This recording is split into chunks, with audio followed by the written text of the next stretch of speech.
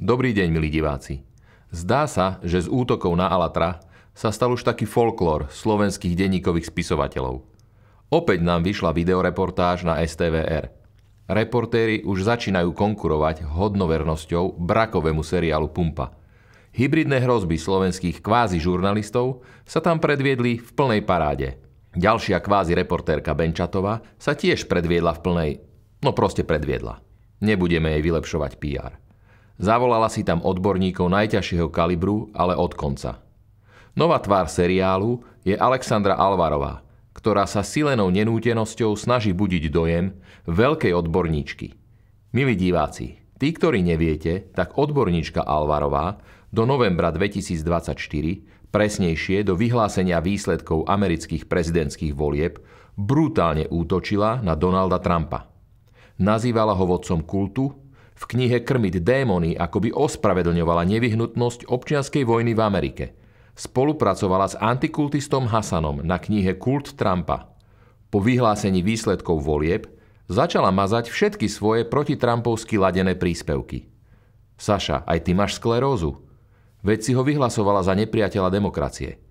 A takáto teta prednáša v NATO o hybridných hrozbách. Tak zrejme hovorí z vlastných skúseností, keďže sama predstavuje hybridnú hrozbu. Verím, že aj tebe sa povenuje medzinárodný vyšetrovací tím. Ďalší odborník, rezignovaný prokurátor Matúš Harkabus, ktorému som sa už nechcel venovať, ale vypýtal si moju pozornosť. Tak tento dobrovoľný bojovník za práva antikultistov rozoberá a zľahčuje skutočnosť, že Círokova článkami mohla kódovať konkrétnych ľudí. Kedy ste si, pán Harkabus, stihol spraviť rýchlo kurz psychológie? Teraz mám dilemu, či týkať alebo vykať. Ale budem vám zatiaľ vykať. Vy ste vôbec nečítal žiadne materiály k systému kódovania? Nikdy sa nekóduje konkrétny človek. Ona len rozhodí sieť v podobe článkov a niekto sa chytí. A preto je to nebezpečné. A vy im pomáhate. Ale to už budete musieť vysvetľovať iným vyšetrovateľom. A ešte k vašej poznámke o táraní doktora Čolakiana. Jediný, koho tu ja počujem tárať, ste zase len vy, pán Harkabus. Veď doktor Čolakian explicitne povedal, že zverejní len tie informácie, ktoré, ako bolo rozhodnuté, môže zverejniť. To znamená informácie, ktoré neohrozia vyšetrovanie ani bezpečnosť Spojených štátov amerických. Úplne štandardný postup vo všetkých krajinách. Takže zase ste predviedli, ako fungoval USP. Ďalej tvrdíte, že sa nám údajne nič nedeje a znevažujeme obete holokaustu, keď prirovnávame prenasledovanie Alatra k prenasledovaniu Židov v období nacizmu. Mám to chápať tak, že schvaľujete genocídu? Nacisti tiež popierali pred vojnou a počas vojny, že by páchali genocídu. Prenasledovanie Alatra naplňa všetky znaky genocídy. Presne tak, ako ju definuje OSN a Európska únia. Zase máme medzery, alebo len účelovo zamlčujeme a skreslujeme informácie? Aké typické. Ďalší účinkujúci bol odborník na tajné služby pán Laml. Podľa zistených informácií bývalý analytik slovenskej vojenskej rozviedky. Ja som vedel, že to s našou armádou nie je ružové, ale po jeho vstupoch sa mi zatočila hlava. Podľa tohto analytika vraj doktor Čolakian uviedol, že má vyštudovaných 24 vysokých škôl. Vy sa počúvate? Keď ste toto zahlásil, tak ste sa asi vrátil z Amsterdamu, že? Ak ste takto pracoval aj v vojenskom spravodajstve, tak to sa ako Slovensko nemáme čím chváliť. Ako pekne kvázi reportérka manipuluje, je vidieť aj pri dotazovaní sa v Cerne na Egona Čolakiana. Títo sci-fi reportéri sú dobre vyškolení na to, ako zadať otázku, aby dostali presne takú odpoveď, akú potrebujú. Odpoveď Cernu bola presne na vašu otázku. Tak, ako v prípade streľby na univerzite v Prahe minulý rok, keď český operátor povedal, že mu zadali zlú otázku. Egon Čolakian nepracoval v Cerne. On spolupracoval na projekte alebo projektoch, ktoré boli realizované v spolupráci s Cernom. Čiže buď neviete počúvať s porozumením, alebo sa pokúšate manipulovať verejnosť takýmito nepostrehnutelnými odchýlkami.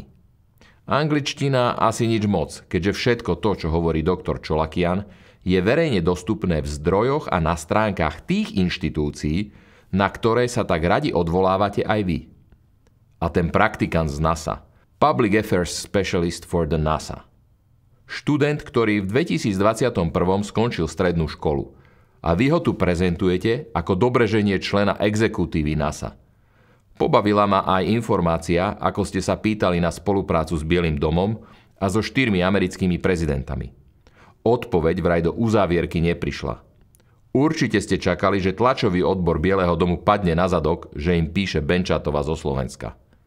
Ale skôr si myslím, súdiac podľa toho, aký ste zdatní v angličtine, že ste jednoducho neposlali žiaden dotaz a dali ste to tam len, aby to vyzeralo dôležito.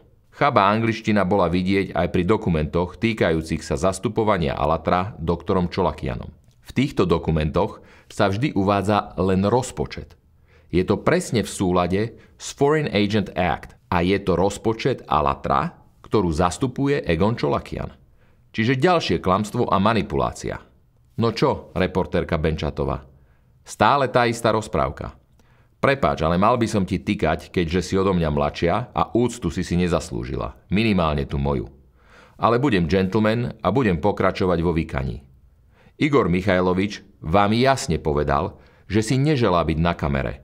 Že si neželá, aby ste čokoľvek zverejnila. Ale to je vám úplne jedno. Veď je to len Ukrajinec. Ale pozor, to už zaváňa národnostnou diskrimináciou. Ale behať po súkromných pozemkoch a mlátiť ľuďom na dvere, to je také typické vaše.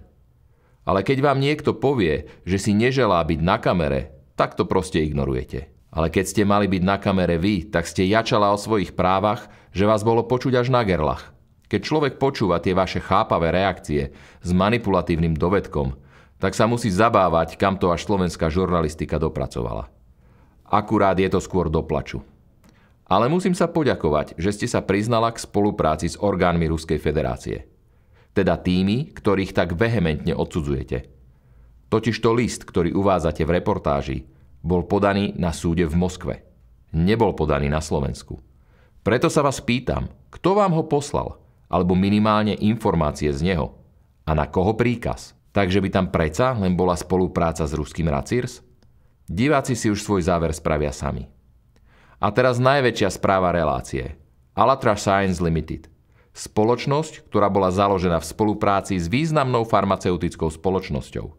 Menovať ju nebudem, nakoľko nie je mojím úmyslom jej poškodiť.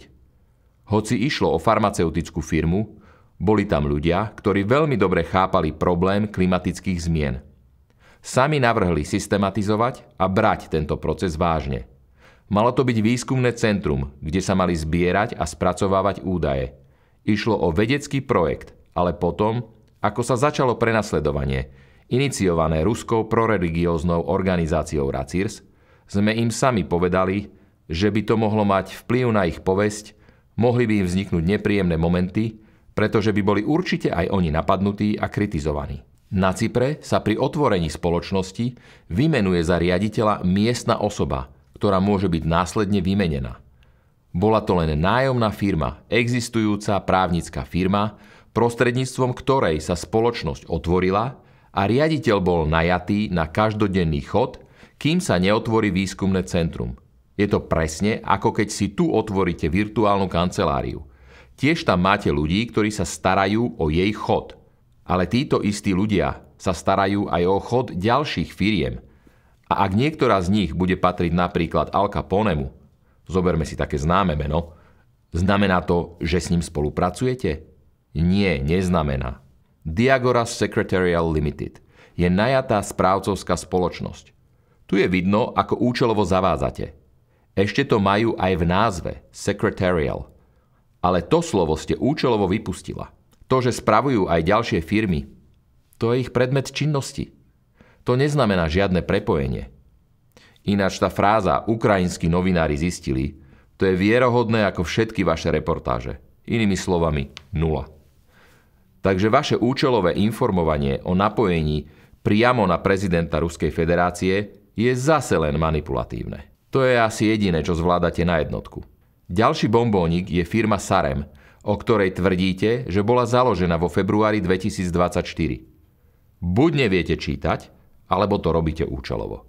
Lebo firma vznikla vo februári 2023 a spomínaný Andrej Michalčuk je majiteľom od mája 2023. Čiže ju nemohol založiť a už vôbec nie vo februári 2024.